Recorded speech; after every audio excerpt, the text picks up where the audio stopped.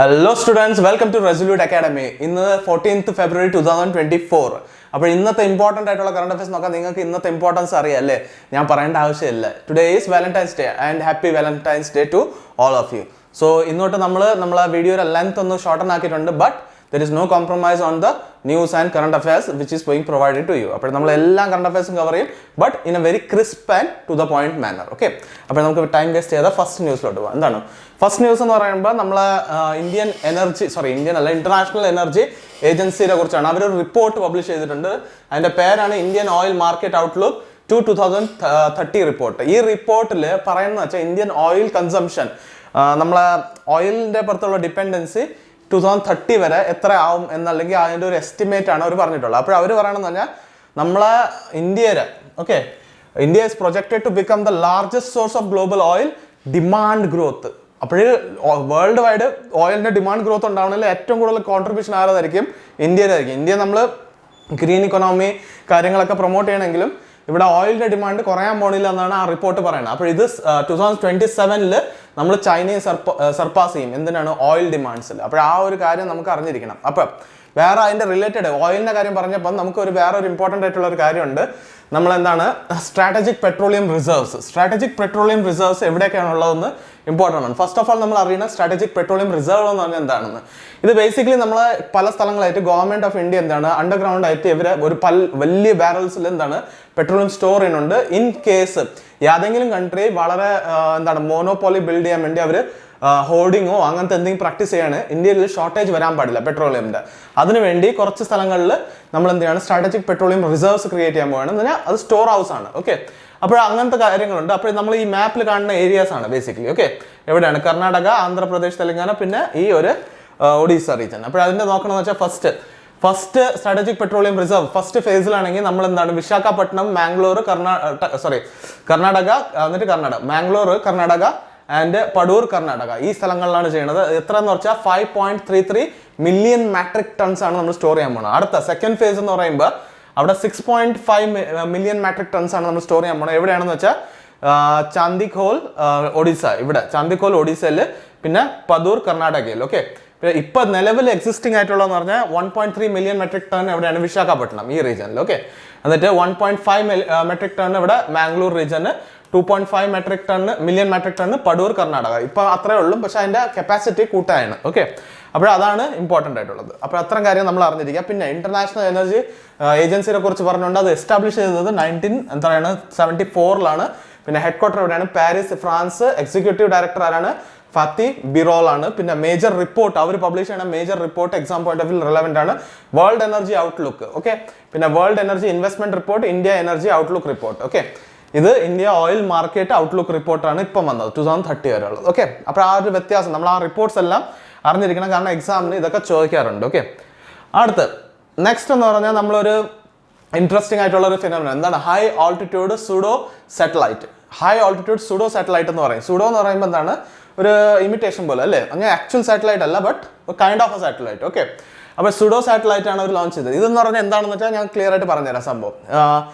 ഇത് ബേസിക്കലി നമ്മളെ സ്ട്രാറ്റോസ്ഫിയറിലാണ് ലോഞ്ച് ആവുന്നത്. സ്ട്രാറ്റോസ്ഫിയറിൽ വരുമ്പോൾ നമ്മൾ എന്താണ് ചെയ്യണമെന്ന് പറഞ്ഞാൽ നമ്മളെ സാറ്റലൈറ്റിൻ്റെ അത്ര ഹൈറ്റ് പോണില്ലെങ്കിലും അതിൻ്റെ ഓൾമോസ്റ്റ് അടുത്തായിരിക്കും. എന്നിട്ട് അതെന്താണ് ഒരു സാറ്റലൈറ്റിൻ്റെ എല്ലാം പണിയും ചെയ്യും. എന്ന് പറഞ്ഞാൽ സർവൈലൻസും കാര്യങ്ങളും. നമ്മൾ ആ ഡോക്ലാമിൽ വാറൊക്കെ നടന്നപ്പോൾ അങ്ങനത്തെ സിറ്റുവേഷനിൽ ഇതേപോലത്തെ സാറ്റലൈറ്റ്സ് നമ്മളിൽ, അല്ലെങ്കിൽ ഇതേപോലത്തെ ഡ്രോൺസ് ആണ്. ഇത് ആക്ച്വലി അൺമാൻഡ് ഏരിയൽ വെഹിക്കിൾസ് ആണ്.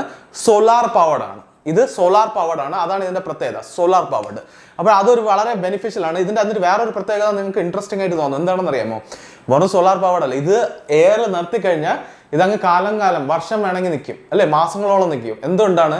സോളാർ പാനൽസ് ആണ്. നിങ്ങൾക്ക് ഈ വിങ് കാണാമോ? ഈ വിങ്സ് ഇതെല്ലാം സോളാർ പാനൽസ് ആണ്. ഓക്കെ, അപ്പോൾ ഇതൊരു ഹൈറ്റിൽ സ്ട്രാറ്റോസ്ഫിയറിൽ പോയി കഴിഞ്ഞാൽ ക്ലിയർ എന്നാൽ ക്ലൗഡിന്റെ മുകളിലൊക്കെ എത്തിക്കഴിഞ്ഞാൽ എന്താണ്? അതിന് സൺറൈസിന്റെ ഒരു ഷോർട്ടേജും ഇല്ല, എപ്പോഴും സൺറൈസ് കിട്ടിക്കൊണ്ടിരിക്കും. അപ്പോൾ അത് ചാർജ് ആയിക്കൊണ്ടിരിക്കും. എന്നിട്ട് അതിന് 24/7 എന്ത് ചെയ്യാൻ പറ്റും? മോണിറ്ററിങ് ചെയ്യാൻ പറ്റും. അതിന് ഗ്രൗണ്ടിൽ തിരിച്ച് വരേണ്ട ആവശ്യമില്ല. ഒരിക്കൽ ലോഞ്ച് ചെയ്ത് കഴിഞ്ഞാൽ 100% ഇൻ ദ എയർ. ഓക്കെ, അപ്പോൾ അതാണ് അതിന്റെ ബെനിഫിറ്റ്. ഹാപ്സ് എന്ന് പറയുന്നത് എൻ്റെ ഫുൾ ഫോം ചോദിക്കാം എക്സാമിന്. എന്താണ്? ഹൈ ആൾട്ടിറ്റ്യൂഡ് സുഡോ സാറ്റലൈറ്റ്സ് ആണ് അതിന്റെ ഫുൾ ഫോം. ഓക്കെ, അപ്പോൾ ഇതെന്ന് പറഞ്ഞാൽ നമ്മൾ high altitude sudo satellites making എവിടെയാണ്? മൈൽ സ്റ്റോൺ ആണ്. എന്തിൻ്റെ ഉള്ളിൽ? അൺമാൻഡ് ഏരിയൽ വെഹിക്കിളിന്റെ ടെക്നോളജിയുടെ യൂസേജിൽ. ഓക്കെ, ഇത് സോളാർ പവർഡ് ആണ്. അങ്ങനെ അതിനൊരു ബെനിഫിറ്റ് ഉണ്ട്. ഇപ്പോൾ ഇതിന് എത്ര ആൾട്ടിറ്റ്യൂഡിൽ ഫ്ലൈ ചെയ്യാന്ന് വെച്ചാൽ 18 to 20 കിലോമീറ്റേഴ്സിന്റെ ആൾട്ടിറ്റ്യൂഡിൽ ഫ്ലൈ ചെയ്യാൻ പറ്റും. അത് double the height of commercial aeroplanes. Okay, അപ്പോൾ അതുകൊണ്ട് തന്നെയാണ് സാറ്റലൈറ്റ് സർവേലൻസ് ചെയ്യുന്നത് പോലെ തന്നെ ഇതിനും സർവേലൻസ് ചെയ്യാൻ സാധിക്കും. അതാണ് ഇവിടുത്തെ ഇമ്പോർട്ടൻറ്റ് കാര്യം. അപ്പോൾ അത് നമുക്ക് അറിഞ്ഞിരിക്കേണ്ട കാര്യമാണ്. ഇതെന്താണ് ഹാപ്സ് എന്ന് പറഞ്ഞാൽ എന്താണ്? ഹൈ ഓൾട്ടിറ്റ്യൂഡ് സ്യൂഡോ സാറ്റലൈറ്റ് ആണ്. അത് നമ്മൾ എക്സാം പോയിന്റ് ഓഫ് വ്യൂ നന്നായിട്ട് പഠിച്ചിരിക്കുക. ഓക്കെ, നെക്സ്റ്റ് ഇമ്പോർട്ടൻറ്റ് ന്യൂസ് നോക്കാം. സ്വച്ഛത ഗ്രീൻ ലീഫ് റേറ്റിംഗ്. സ്വച്ഛത ഗ്രീൻ ലീഫ് റേറ്റിംഗ് എന്ന് പറഞ്ഞാൽ എന്താണെന്ന് നമുക്കൊരു ഡൗട്ട് അല്ലേ? സ്വച്ഛത, നിങ്ങൾക്ക് ഈ ഇമേജ് കണ്ടാൽ അറിയാം ഇതെന്താണ്. ഇത് കണ്ടിട്ട് വല്ല മനസ്സിലുണ്ടോ? ഇത് ഹോസ്പിറ്റാലിറ്റി സെക്ടറാണ്. ഓക്കെ, അപ്പോൾ ഈ ഹോസ്പിറ്റാലിറ്റി സെക്ടറിൽ എന്താണ് അവർ പറഞ്ഞാൽ? Hygiene sanitation rating system for hotels, resorts, home stays yet to take off. നമ്മളെ ഗവൺമെന്റ് നവംബറിൽ എന്താണ് ഈ സിസ്റ്റം കൊണ്ടുവന്നു? എന്താണ്? Swachhata green leaf rating system. Okay, but അതിനെ അഡോപ്റ്റ് ചെയ്തിട്ടില്ല. ഒരിടത്തും അത് ഇതുവരെ അഡോപ്റ്റ് ചെയ്തിട്ടില്ല. അപ്പോൾ അതാണ് പറയുന്ന ഒരു കാര്യം. അപ്പോൾ ഇതിന്റെ കാരണം എന്ന് പറഞ്ഞാൽ ഇത് വന്നു കഴിഞ്ഞാൽ, ഇത് അഡോപ്റ്റ് ചെയ്ത് കഴിഞ്ഞാൽ അവർക്ക് ഒരു റേറ്റിംഗ് കിട്ടും. റേറ്റിംഗ് എന്തിന്റെ ബേസിലാണ്? അവിടുത്തെ ഹൈജീന്, പിന്നെ സാനിറ്റേഷൻ ഫെസിലിറ്റീസ് എങ്ങനെയുണ്ട്, അങ്ങനത്തെ കാര്യങ്ങൾ നോക്കിയിട്ടാണ് അവർക്ക് ഒരു റേറ്റിംഗ് സിസ്റ്റം കൊടുക്കണം. അപ്പോൾ ആൾക്കാർക്ക്, ടൂറിസ്റ്റിനൊക്കെ നല്ല ക്ലീൻ ആയിട്ടുള്ള ഫെസിലിറ്റി വേണമെങ്കിൽ അവർക്ക് ഈ റേറ്റിംഗ് ബേസ്ഡ് അവർക്ക് ചെയ്യാൻ പറ്റും. അതിന്റെ ഇൻസ്പെക്ഷൻ ഗവൺമെന്റിന്റെ സൈഡിൽ നിന്നുണ്ടാവും. അത് ബേസിലായിരിക്കും അവർക്ക് റേറ്റിംഗ് കിട്ടുന്നത്. അതാണ് എന്താണ് Swachhata green leaf rating system എന്ന് പറയുന്നത്. ഇത് ലോഞ്ച് ചെയ്തത് 2023 അത് യാത് മിനിസ്ട്രിയാണ് ലോഞ്ച് ചെയ്തത് ഇമ്പോർട്ടൻ്റ് ആണ്. Jal Shakti and ministry of tourism. Ministry of Jal Shakti and ministry of tourism. Jal ശക്തിയുടെ ഇൻചാർജ് ആരാണ്? ഗജേന്ദ്ര ഷെഖാവത്ത് ആണ്. Minister incharge Gajendra Shekhawat. And ministry of tourism എന്ന് പറഞ്ഞാൽ നിങ്ങൾക്കറിയാം കിഷൻ റെഡ്ഡി. ജി കിഷൻ റെഡ്ഡിയാണ് മിനിസ്ട്രി ഓഫ് എന്താണ് ടൂറിസം. അത് എഴുതാൻ വേണമെങ്കിൽ ജി കിഷൻ റെഡ്ഡി. ഓക്കെ, റെഡ്ഡിയാണ് ആര്? Ministry of tourism. എന്നിട്ട് ജൽശക്തി എന്താണ്? ഗജേന്ദ്ര ഷെഖാവത്ത്. ഗജേന്ദ്ര ഷെഖാവത്ത്. ഓക്കെ, ഇത് നമ്മൾ exam point of view important ആണ്. നമുക്ക് മിനിസ്ട്രീസ് അറിഞ്ഞിരിക്കണം. നിങ്ങൾ ഇനി പറയാം ഓക്കെ വരാൻ പോണ ഇലക്ഷൻ അല്ലേ, ഇനി അതെല്ലാം മാറുമല്ലോ. പക്ഷേ ഇലക്ഷൻ വരാണെങ്കിലും ഈ പേരുകൾ അറിഞ്ഞിരിക്കുക. കാരണം റിപ്ലേസ് ആരെ ചെയ്തെന്നുള്ള കാര്യം എക്സാമിന് ചോദിക്കും. അപ്പോൾ ഇതൊക്കെ പഠിച്ചിട്ടുണ്ടായിരുന്ന 2 ഇരട്ടി പണിയാവില്ല, എളുപ്പമായിരിക്കും നിങ്ങൾക്ക്. ഓക്കെ, അപ്പോൾ അത്രയും കാര്യം അറിയാം. ഇതാണ് എൻറ്റയർലി ആ ന്യൂസ് ഞാൻ നിങ്ങൾക്ക് എക്സ്പ്ലെയിൻ ചെയ്ത് പറഞ്ഞു തന്നിട്ടുണ്ട്. ഓക്കെ, അടുത്ത് വെയ്മർ ട്രയാങ്കിൾ. വെയ്മർ ട്രയാങ്കിൾ എന്ന് പറഞ്ഞാൽ ഇതൊരു 1991 ഓക്കെ 1991 ഫോം ചെയ്തൊരു സംഭവമാണ്. എന്താണ് സംഭവം എന്നുള്ളത് നമുക്ക് ഇമ്പോർട്ടൻ്റ് ആണ് അറിയാം. ലൊക്കേഷൻ എവിടെയാണ്? Weimar, Germany. അവിടെ വെച്ചാണ് ഇത് സ്റ്റാർട്ട് ചെയ്തിട്ടുള്ള. മെമ്പേഴ്സ് എത്രയൊക്കെ ഉണ്ട്? ഫ്രാൻസ്, ജർമ്മനി, എന്നിട്ട് പോളണ്ട് ആണ്. അപ്പോൾ ഓക്കെ, ഇതിന്റെ പർപ്പസ് ഇനി അതാണ് ഇമ്പോർട്ടൻറ്റ്. പർപ്പസ് എന്ന് പറഞ്ഞാൽ എന്താണ്? ക്രോസ് ബോർഡർ എന്നിട്ട് യൂറോപ്യൻ ഇഷ്യൂസ് ഇതിനെ റിസോൾവ് ചെയ്യാൻ ശ്രമിക്കുക. അങ്ങനെ ഒരു അമിക്കബിളി റിസോൾവ് ചെയ്യാൻ ശ്രമിക്കാൻ വേണ്ടിയുള്ളൊരു പോർട്ടലാണ്. എന്നിട്ട് അതിന്റെ മെയിൻ അവരുടെ അജണ്ട എന്താണ്? ഡിസ്ഇൻഫർമേഷനെ ടാക്കിൾ ചെയ്യുക എന്ന് വെച്ചാൽ മിസ്ഇൻഫർമേഷൻ അല്ലെങ്കിൽ ഡിസ്ഇൻഫർമേഷൻ, തെറ്റായിട്ടുള്ള ഇൻഫർമേഷൻ സർക്കുലേറ്റ് ചെയ്യുന്നത്. അതുകൊണ്ട് വാറൊക്കെ ഉണ്ടാവാറുണ്ട്. അപ്പോൾ അതിനെ ടാക്കിൾ ചെയ്യാൻ വേണ്ടിയാണ് ഇവർ ഇങ്ങനത്തെ ഒരു സംഭവം കൊണ്ടുവന്നിട്ടുള്ളത്. അപ്പോൾ അതാണ് ഒരു one of the important thing. Okay, German foreign minister Hans Dietrich Genscher ആണ് ഇനിഷ്യേറ്റ് ചെയ്തിട്ടുള്ളത്. ഓക്കെ, അപ്പോൾ ഇത് അറിയണം. പിന്നെ developed a shared vision for Europe after the end of cold war. Cold war കഴിഞ്ഞതിന് ശേഷം നമ്മളെ USSRന്റെ ഡിസിൻറ്റിഗ്രേഷൻ 1991 ശേഷം നമ്മളെ യൂറോപ്യൻ കൺട്രീസിൽ ഒരു നല്ലൊരു കാം അല്ലെങ്കിൽ പീസ് എൻവയോൺമെന്റ് ക്രിയേറ്റ് ചെയ്യുക. എന്നിട്ട് ഇക്കണോമിക്കലി വയബിൾ അല്ലെങ്കിൽ ഭയങ്കരമായിട്ട് ഫ്ലറിഷിംഗ് ആയിട്ടുള്ള കോണ്ടിനെന്റ് ആക്കി മാറ്റാൻ വേണ്ടിയുള്ള ഒരു ഉദ്ദേശം വെച്ചാണ് ഈ വെയ്മർ ട്രയാങ്കിൾ തുടങ്ങിയിട്ട്. ട്രയാങ്കിൾ എന്ന് പറയുമ്പോൾ ഫ്രാൻസ്, ജർമ്മനി, പോളണ്ട് 3 കൺട്രീസ് ആണ് ഇതിന്റെ മെയിൻ മെമ്പേഴ്സ്. അത്ര മാത്രം നമ്മൾ എക്സാം പോയിന്റ് ഓഫ് വ്യൂ അറിഞ്ഞിരിക്കുക. ഓക്കെ, അടുത്ത് ഇവിടെ ഒരു ഇമ്പോർട്ടൻ്റ് ആയിട്ടുള്ള കാര്യമുണ്ട്. ഇന്നായിട്ട് ഞാൻ പറഞ്ഞിട്ടുണ്ട് ഐഫിൽ ടവറിൽ നമ്മൾ UPI വെച്ച് നിങ്ങൾക്ക് പേയ്മെന്റ് ചെയ്യാം, റൂപേ കാർഡ്സ് യൂസ് ചെയ്യാൻ പറ്റും എന്ന് പറഞ്ഞിട്ടുണ്ടായിരുന്നു. അപ്പോൾ ഇനി അതിൻ്റെ അടുത്തുള്ള നെക്സ്റ്റ് സ്റ്റെപ്പ് നമ്മൾ ശ്രീലങ്കയും മൗറീഷ്യസിലും നമ്മൾ റൂപേ UPI റോൾ ഔട്ട് ചെയ്തിട്ടുണ്ട്. എവിടെയൊക്കെയാണ്? മൗറീഷ്യസ്, പിന്നെ ശ്രീലങ്ക, മൗറീഷ്യസിൽ. ഓക്കെ, അപ്പോൾ അതുകൊണ്ട് നമുക്ക് എന്താണ് അത് അറിഞ്ഞിരിക്കണം. ഒരു കാര്യം ഇമ്പോർട്ടൻ്റ് ആണ്. കാരണം ഇന്ത്യ റൂപേ കാർഡിന് നിങ്ങൾക്കറിയാം വിസ, മാസ്റ്റർ കാർഡാണ് ഇന്റർനാഷണൽ ലെവലിലുള്ള കാർഡ്സ് യൂസ് ചെയ്യുന്നത്. ഇനി ഈ റൂപേ കാർഡ്സും എല്ലായിടത്തും യൂസ് ചെയ്യാൻ പറ്റും. അപ്പോൾ നിങ്ങൾക്ക് നിങ്ങളെ കാർഡ് തന്നെ വേറെ ഒന്നും ചെയ്യേണ്ട ആവശ്യമില്ല. നമ്മളെ റൂപേ കാർഡ് തന്നെ എല്ലായിടത്തും കൊണ്ട് ട്രാവൽ ചെയ്യണവർക്കും യൂസ് ചെയ്യാൻ പറ്റും. ഓക്കെ, അപ്പോൾ പ്രസിഡന്റ് ആരാണ്? ശ്രീലങ്കയുടെ. ഇനി അത് മാത്രം നോക്കാവുള്ളൂ, ബാക്കി വേറെ ഡീറ്റെയിൽസ് ഒന്നും ഇമ്പോർട്ടൻ്റ് അല്ല. പ്രസിഡന്റ് ആരാണ്? Ranil Wickremesinghe. Prime minister of Sri Lanka Dinesh Gunawardena. പിന്നെ legislative capital Sri Jayawardenepura Kotte. പിന്നെ executive and judicial capital Colombo ആണ്. Currency Sri Lankan rupee. മൗറീഷ്യസിന്റെ പ്രൈം മിനിസ്റ്റർ ആരാണെന്ന് വെച്ചാൽ പ്രവിന്ദ് ജുഗ്നാത്ത്. എന്നിട്ട് പ്രസിഡന്റ് ആരാണ്? പൃഥ്വിരാജ് സിംഗ് റുപ്പുൻ. ഓക്കെ, പിന്നെ ക്യാപിറ്റൽ പോർട്ട് ലോയിസ് ആണ്. പിന്നെ കറൻസി എന്താണ്? Mauritius rupee. ഓക്കെ, ഇത്തരം കാര്യങ്ങൾ നമുക്ക് exam point of view important ആണ്. ബാക്കി കൂടുതലൊന്നും നമ്മൾ ഈ ന്യൂസിൽ നോക്കേണ്ട ആവശ്യമില്ല. ഓക്കെ, നെക്സ്റ്റ് അസർബൈജാൻ ന്യൂസിൽ വന്നിട്ടുണ്ട്, എന്താണെന്നുള്ളത് ഇമ്പോർട്ടൻ്റ് ആണ്. ഇപ്പം ഞാൻ ഇന്നായിട്ട് പറഞ്ഞു UAE ന്യൂസിൽ വന്നിട്ടുണ്ട്. UAE ആണ് COP28 ഹോസ്റ്റ് ചെയ്തത്.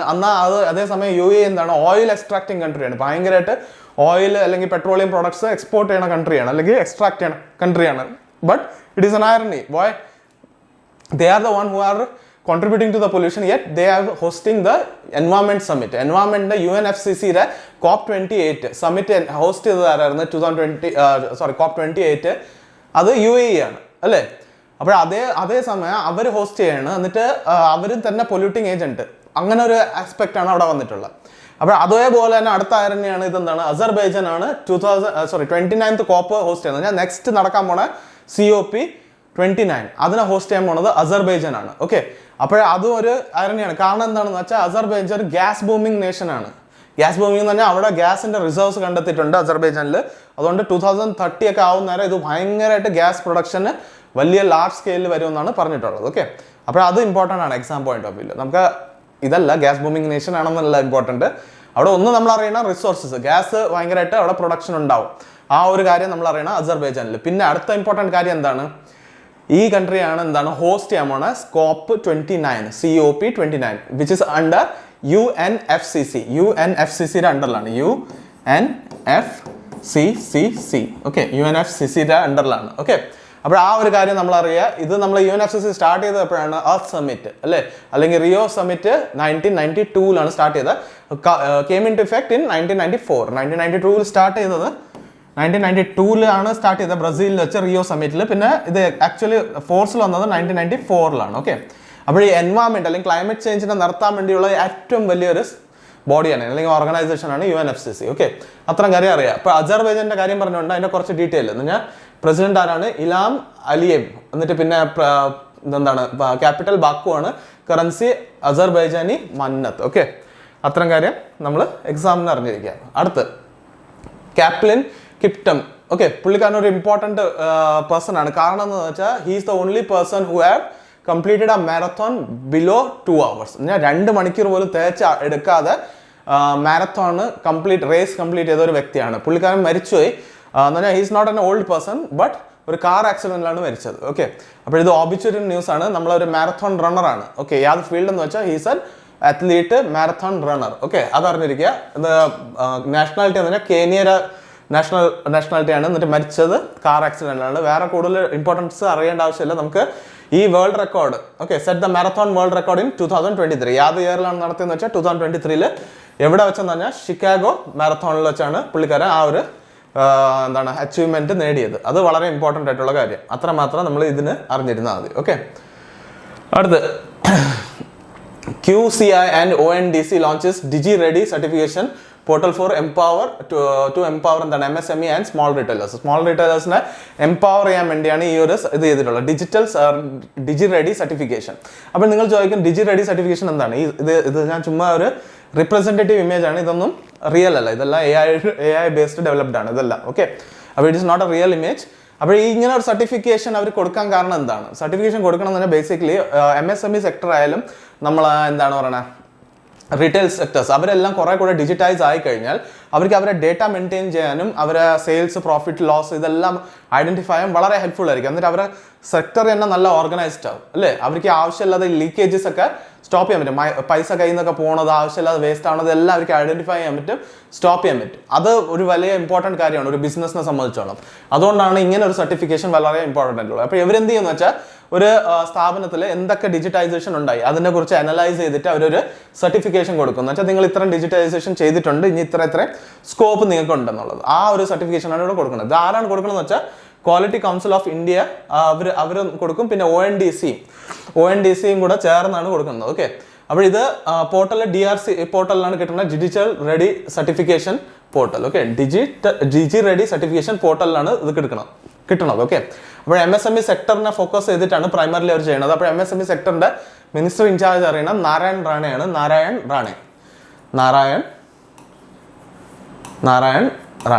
Okay, Narayan Rane is the minister incharge of MSME sector. Okay, അത് അറിയിക്കുക. പിന്നെ ഇത് ഡെവലപ്പ് ചെയ്തതാണ് QCI and coordination with ONDC. Okay, ഇത്തരം കാര്യങ്ങൾ നമ്മൾ അറിഞ്ഞിരിക്കണം എക്സാം പോയിന്റ് ഓഫ് വ്യൂവിൽ. ക്ലിയർ ആണല്ലോ. അപ്പോൾ QCIയെ കുറിച്ച് പറയുകയാണെങ്കിൽ ഇതിന്റെ ഹെഡ് ചെയർമാൻ ആരാണെന്ന് വെച്ചാൽ ജയക് ഷാ ആണ്. ഓക്കെ, പിന്നെ ഹെഡ് ക്വാർട്ടർ ആരാണ്? ജക്സിഷ, സോറി. പിന്നെ ഹെഡ് ക്വാർട്ടർ ന്യൂഡൽഹിയാണ്. എസ്റ്റാബ്ലിഷ് ചെയ്തപ്പോഴാണ് 1997. ഇത്തരം കാര്യങ്ങൾ മാത്രം നമ്മൾ ഈ ന്യൂസിൽ അറിയേണ്ടതുണ്ട്. ഓക്കെ, നെക്സ്റ്റ് എന്ന് പറഞ്ഞാൽ ministry of education launches APAAR in remote villages across India. അപ്പോൾ ഇതിൻ്റെ ഒരു കോൺസെപ്റ്റ് എന്ന് വെച്ചാൽ one nation one student I D. Okay, one nation one student I D എന്നുള്ളൊരു കോൺസെപ്റ്റ് കൊണ്ടുവരാനാണ്. അപ്പോൾ നമുക്കറിയാം one nation one ration card നമ്മൾ കണ്ടിട്ടുള്ളതാണ് അല്ലേ. അപ്പോൾ one nation one student I D എന്ന് പറഞ്ഞാൽ എന്താണ്? സിമ്പിളാണ്, വലിയ പാടുള്ള കാര്യമൊന്നുമില്ല. സിമ്പിളായിട്ട് പറയുകയാണെങ്കിൽ ഒരു സ്റ്റുഡൻറ്റ് അവരെന്ത് ചെയ്യും? ഒരു പോർട്ടലിൽ രജിസ്റ്റർ ചെയ്യും. ഫസ്റ്റ് ഓഫ് ഓൾ അവർ സർട്ടിഫിക്കറ്റ്സും കാര്യങ്ങളെല്ലാം കൊടുത്ത് രജിസ്റ്റർ ചെയ്യും. രജിസ്റ്റർ ചെയ്തതിന് ശേഷം അവർക്ക് ഒരു ഐ ഡി കാർഡ് കിട്ടും. ഈ ഐ ഡി കാർഡാണ് അവർ ലൈഫ് ലോങ് യൂസ് ചെയ്യാൻ പോകുന്നത് അല്ലേ. എന്ന് പറഞ്ഞാൽ ഈ പഠിത്തവും കാര്യങ്ങളൊക്കെ ഡീറ്റെയിൽസിന് വേണ്ടി ഈ ഒരു ഐ ഡി കാർഡ് മതി. അപ്പോഴേ ഈ ഐ ഡി കാർഡ് ഡിജി ലോക്കറായിട്ട് ലിങ്ക്ഡ് ആയിരിക്കും. അപ്പോഴേ ആർക്കെങ്കിലും ഡീറ്റെയിൽസ് വേണം, ഇവരുടെ സർട്ടിഫിക്കേഷൻ എല്ലാ കാര്യങ്ങളും വേണമെങ്കിൽ ആ ഐ ഡി കാർഡ് വെച്ച് തന്നെ അവർക്ക് കാണാൻ പറ്റും. ഓക്കെ, ഇതെല്ലാം എന്താണ് അഗൈൻ റിപ്രസെൻറ്റേറ്റീവ് പർപ്പസിനാണ്. ഇതൊന്നും ഒറിജിനൽ ഇമേജ് അല്ല. അപ്പോൾ ഈ ഐ ഡി കാർഡ് രജിസ്റ്റർ നിങ്ങൾ ചെയ്തിട്ടുണ്ട്. രജിസ്റ്റർ ചെയ്ത ഒരു ഐ ഡി കാർഡ് ആണെങ്കിൽ അതിൽ നിങ്ങളെ എല്ലാം എന്നാൽ നിങ്ങൾ പഠിച്ച കാര്യങ്ങളും നിങ്ങളെ സർട്ടിഫിക്കറ്റ്സ് എല്ലാം അതിനകത്ത് സേവ്ഡ് ആയിരിക്കും. അതിനെന്ന് വെച്ചാൽ ഡിജി ലോക്കറിലായിട്ട് ലിങ്ക്ഡ് ആയിരിക്കും.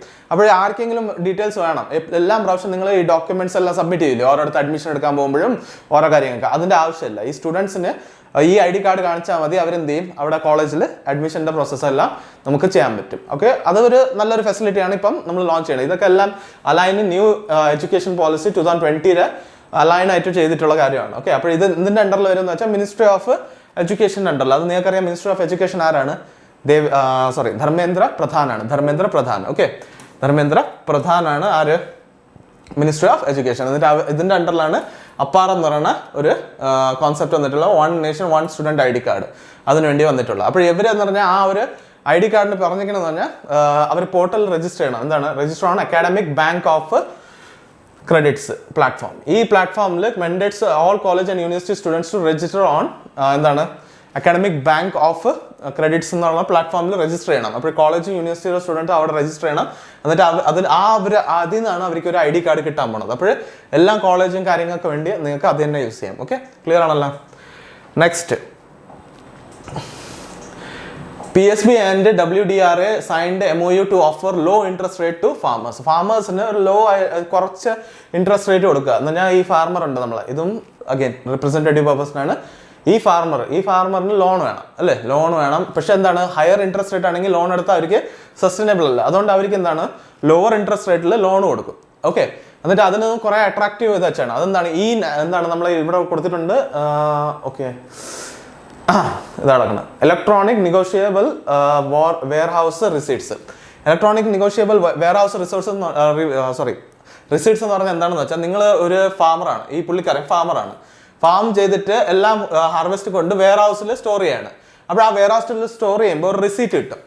ആ റിസീറ്റിനെ പുള്ളിക്കാരന് സെല് ചെയ്യാൻ പറ്റും. ബേസിക്കലി ആ വെയർ ഹൗസിൽ നിന്ന് ആ ഗുഡ്സിനെ മൂവ് ചെയ്യേണ്ട ആവശ്യമില്ല, അത് ഗുഡ്സിനെ സെല് ചെയ്യേണ്ട ആവശ്യമില്ല, റിസീറ്റിനെ സെല് ചെയ്താൽ മതി, ബാക്കിയുള്ള കാര്യങ്ങൾ അവിടെ മാനേജ് ആയിക്കോളൂ. അങ്ങനെ ആ റിസീറ്റിന്റെ ബേസിൽ അവർക്ക് എന്ത് ചെയ്യാം, ലോ ഇൻട്രസ്റ്റ് റേറ്റിൽ ലോൺ കിട്ടാം. ഇത് കൊലാട്രൽ ഫ്രീ ആണ്. ഓക്കെ, കൊലാട്രൽസ് ഒന്നും കൊടുക്കണ്ട. അപ്പോൾ 75 ലക്ഷം വരെ ആർക്ക് ഫാമേഴ്സിന് ലോൺ കിട്ടും at low interest rate. On the contrary, സാധാരണപ്പെട്ട ആൾക്കാർക്കും ലോൺ കിട്ടും 5 കോടി രൂപ വരെ ഫാമേഴ്സിന്, അഗ്രികൾച്ചർ സെക്ടറിൽ.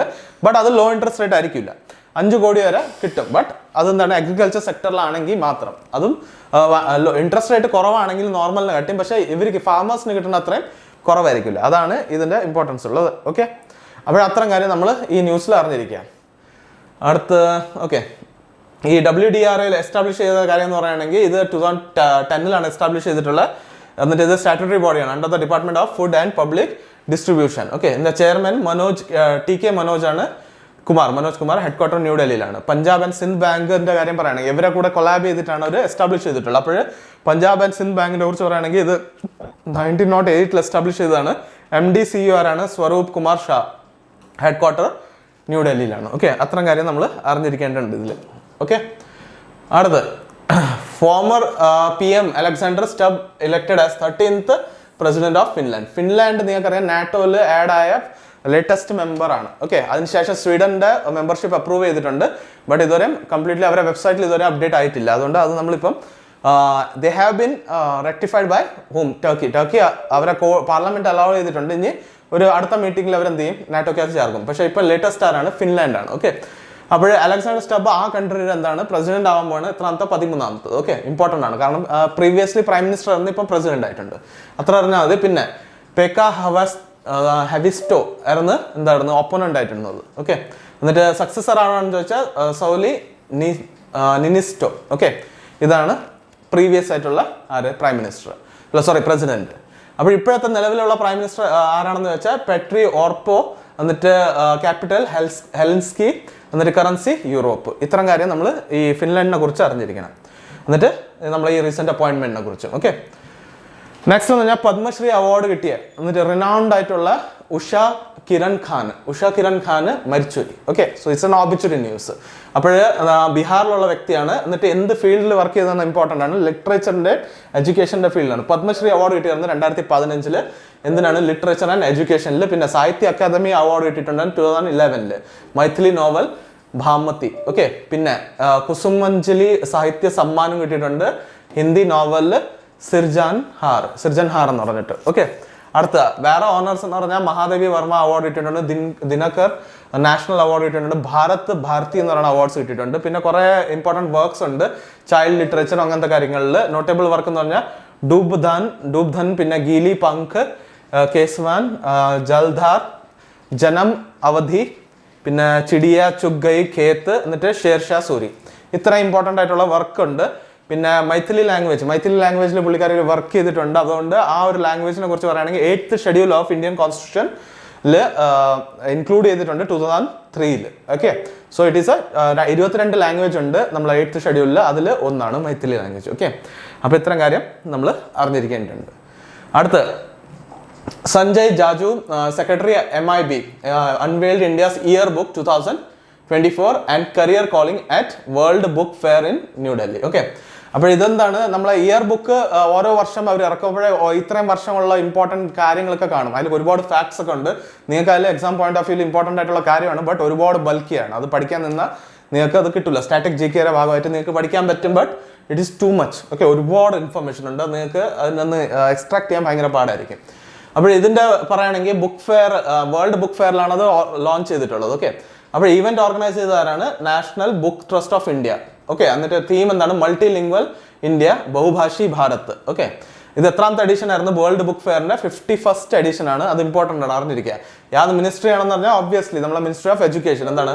National book trust of India അതിന്റെ അണ്ടറിലാണ് വരുന്നത്. Okay, ministry of industry and കോമേഴ്സും ഉണ്ടായിരുന്നു. ഓക്കെ, അവർ രണ്ടും കൂടെ ഓർഗനൈസ് ചെയ്തതാണ്. India trade promotion organisation organiser venue partner ആയിരുന്നു. ഓക്കെ, ഇവരെ നമ്മളെ ഇന്ത്യൻ ഇൻഡസ്ട്രി ആൻഡ് കോമേഴ്സിന്റെ ഇന്ത്യൻ ട്രേഡ് പ്രൊമോഷൻ ഓർഗനൈസേഷൻ ആയിരുന്നു എന്താണ് പാർട്ട്ണർ. അപ്പോൾ മിനിസ്ട്രി ഓഫ് എഡ്യൂക്കേഷൻ നമ്മൾ നേരത്തെ നോക്കി Dharmendra Pradhan. Ministry of industry and commerce ആരാണ്? നിങ്ങൾക്കറിയാം, പീയൂഷ് ഗോയൽ. ഓക്കെ, ഇത്രയും ക്ലിയർ ആണല്ലോ. അടുത്ത് നോക്കാം. ഓക്കെ, നമ്മളിപ്പോൾ ലാസ്റ്റ് സെഗ്മെന്റിലോട്ട് വന്നിട്ടുണ്ട്. നമ്മളെ റീസെന്റ് ബ്രാൻഡ് അംബാസിഡേഴ്സും കാര്യങ്ങളിൽ. ഓക്കെ, റീസെന്റ് ബ്രാൻഡ് അംബാസിഡർ ആരാണ്? Hrithik Roshan, 3rd RuPay prime volleyball ലീഗിന്റെ ബ്രാൻഡ് അംബാസിഡർ ആണ്. പിന്നെ KT മൂൺ എന്താണ്? 19th edition of Tata Mumbai marathon ambassador ആണ്. ഓക്കെ, പിന്നെ അടുത്ത് ഋഷഭ് പന്ത് ലോഡക്സ് അൾട്രാ ജെൽ പ്ലസിന്റെ ബ്രാൻഡ് അംബാസിഡർ ആയിട്ടുണ്ട്. പിന്നെ ദീപിക പദുക്കോൺ ബിസ്ലറിയുടെ ബ്രാൻഡ് അംബാസിഡർ ആയിട്ടുണ്ട്. ആ campaign name drink it up ആണ് എൻ്റെ #DrinkItUp. Okay, Kartik Aaryan brand ambassador of football by Sony sports network. Clear ആണല്ലോ. അടുത്ത റീസെന്റ് ആയിട്ടുള്ള കാര്യം എന്ന് പറഞ്ഞാൽ അടുത്ത റീസെന്റ് ആയിട്ടുള്ള കാര്യം എന്ന് പറയുകയാണെങ്കിൽ നമ്മളെ റീസെന്റ് അവാർഡ് എന്ന് പറഞ്ഞാൽ wild life photography of the year people's choice award stunning sleepy polar bear ice ബെഡിലുള്ളത് clicked by Nima Sarikhani. Okay, Sarikhani. അപ്പോൾ ഇത് ഇമ്പോർട്ടൻ്റ് ആണ്. അടുത്ത് life time achievement award by sports journalist federation of India and Delhi sports journalist association. ആർക്കാണ് കിട്ടിയത്? PT ഉഷയ്ക്കാണ് കിട്ടിയത്. Outstanding business woman of the year 2023 ആർക്കാണ് കിട്ടിയത്? രാജ്നാഥ് സിംഗ് ആണ് കൊടുത്തത്. ആർക്കാണ് കിട്ടിയത്? ഡോക്ടർ ബീന മോദിക്കാണ് കിട്ടിയത്. ഓക്കെ, അടുത്ത് Mahagaurav 2024 award by Maharashtra government Nikhil Mukund Wagh എന്നാണ് കിട്ടിയിട്ടുള്ള. UK Blavatnik award 3rd Indian scientist that is Rahul N. Nair third അല്ല 3 ഇന്ത്യൻ സയന്റിസ്റ്റ് കിട്ടി. രാഹുൽ R. നായർ, മെഹുൽ മലിക്, പിന്നെ തന്മയ് ഭാരത്. ഓക്കെ, ഇവർക്കാണ് കിട്ടിയിട്ടുള്ളത്. നെക്സ്റ്റ് എന്ന് പറയുകയാണെങ്കിൽ recent books 9 incredible years of Haryana government emergence of new and vibrant Haryana release ചെയ്തത് വൈസ് പ്രസിഡന്റ് ആയ ജഗ്ദീപ് ധൻകർ ആണ്. ഏക് സമന്ദർ മേരെ അന്തർ സഞ്ജീവ് ജോഷി എഴുതിയ ബുക്കാണ്. പിന്നെ പ്രണവ് മൈ ഫാദർ ശ്രമിസ്ഥ മുഖർജി എഴുതിയതാണ്. പിന്നെ cooking book Ramachandra Guha conversation with Aurangzeb Charu Nivedita translated by Nandini Krishnan. Okay, ഇത് ഇമ്പോർട്ടൻ്റ് ആയിട്ടുള്ള ബുക്കാണ് ഇപ്പം പബ്ലിഷ് ചെയ്തിട്ടുള്ളത്. ക്ലിയർ ആണല്ലോ. അടുത്ത് ഇത്രയായിരുന്നു ഇമ്പോർട്ടൻ്റ് ആയിട്ടുള്ള ഇന്നത്തെ ന്യൂസ് നോക്കി അതിൽ റീസെൻ്റ് ആയിട്ടുള്ള ആക്ടിവിറ്റീസ് നോക്കിയിട്ടുണ്ട്. അപ്പോൾ ഇത്തരം കാര്യം കഴിഞ്ഞിട്ട് നമ്മൾ ഇന്ന് ഈവനിങ്ങിന് നിങ്ങൾക്ക് ഒരു 7 o'clock ആകുമ്പോൾ നിങ്ങൾക്ക് ഒരു ക്വിസ് വരും അല്ലേ. എല്ലാ ഈവനിങ്ങിനും ഒരു 7 o'clock ഒക്കെ ആകുമ്പോൾ നിങ്ങൾക്ക് ഒരു ക്വിസ് ചെയ്യാനുള്ള ഒരു ഓപ്ഷൻ ഉണ്ടാവും. ആ സമയത്ത് നിങ്ങൾ ഈ ഒരു വീഡിയോയുടെ ബേസിൽ നിങ്ങൾക്ക് ക്വിസ് ചെയ്യാം. നിങ്ങൾക്ക് ഞാൻ ഡേറ്റ് ഇട്ടേക്കും, യാതൊരു ഡേറ്റ് ആണ്, വീഡിയോയുടെ ഡേറ്റ് ഉണ്ടാവും, എന്നിട്ട് ക്വിസിൻ്റെ ഡേറ്റ് ഉണ്ടാവും. അപ്പോൾ ആ ഒരു രീതിയിൽ നിങ്ങൾക്ക് അന്നത്തെ ക്വിസ് ഈ വീഡിയോ നിങ്ങൾ അതാ ഫ്യൂച്ചർ ഡേറ്റിലാണ് കാണണമെങ്കിൽ നിങ്ങൾക്ക് ഈ ഡേറ്റിന്റെ ബേസിൽ നിങ്ങൾക്ക് ആ ക്വിസ് ടെസ്റ്റ് ചെയ്യാം. ഇതെല്ലാം ഫ്രീ ആണ്, നമ്മൾ ആപ്പിൽ അവൈലബിൾ ആണ്, നിങ്ങൾക്ക് വെബ്സൈറ്റിന്റെ ത്രൂ ആക്സസ് ചെയ്യാൻ പറ്റും. ഓക്കെ, അപ്പോഴിത് ഫ്രീലി അവൈലബിൾ ആണ്, നിങ്ങൾക്ക് ആ ക്വിസ് ചെയ്യുക. അപ്പോൾ നിങ്ങൾക്ക് ഇന്ന് കേട്ട വീഡിയോയിൽ എന്തൊക്കെ മനസ്സിലായി, എന്തൊക്കെ ഓർമ്മ ഉണ്ടെന്നുള്ള കാര്യം നിങ്ങൾക്ക് അറിയാൻ പറ്റും. ഓക്കെ, എന്നിട്ട് ഈ വീഡിയോ നിങ്ങൾക്ക് ഇഷ്ടപ്പെട്ടിട്ടുണ്ടെങ്കിൽ ലൈക്ക് ചെയ്യുക, എന്നിട്ട് മാക്സിമം ആൾക്കാരോട് ഷെയർ ചെയ്യുക. എന്നിട്ട് സബ്സ്ക്രൈബ് ചെയ്തിട്ടില്ലെങ്കിൽ സബ്സ്ക്രൈബ് ചെയ്തിട്ട് ഓളിൻ്റെ ബെൽ ഐക്കൺ ഉണ്ടല്ലോ, അതിനെ ക്ലിക്ക് ചെയ്തിട്ട് ഓൾ എന്നുള്ള ഓപ്ഷന് സെലക്ട് ചെയ്യുക. So that you get the notification all of the videos we upload on this channel. Okay, അപ്പോൾ ഇവിടെ നിങ്ങൾക്ക് റീസണിങ്ങിൻ്റെ വീഡിയോസ് കിട്ടും. പിന്നെ അതുകൂടാതെ നിങ്ങൾക്ക് ഇംഗ്ലീഷിൻ്റെ വൊക്കാബ് ഇമ്പോർട്ടൻ്റ് ആയിട്ടുള്ള കാര്യങ്ങൾ നിങ്ങൾക്ക് ഇവിടെ ലഭിക്കും. അത് നിങ്ങൾക്ക് റെഗുലർ ആയിട്ട് കിട്ടാൻ വേണ്ടി ഇങ്ങനെ ഒരു ഓപ്ഷൻ അല്ലെങ്കിൽ ബെൽ ഐക്കൺ ക്ലിക്ക് ചെയ്തിട്ട് ഓൾ ഓപ്ഷൻ സെലക്ട് ചെയ്യുക. സോ ഇന്നത്തേക്ക് നമുക്ക് വൈൻഡ് അപ്പ് ചെയ്യാം. We will meet you in the next video. Till then take care and by.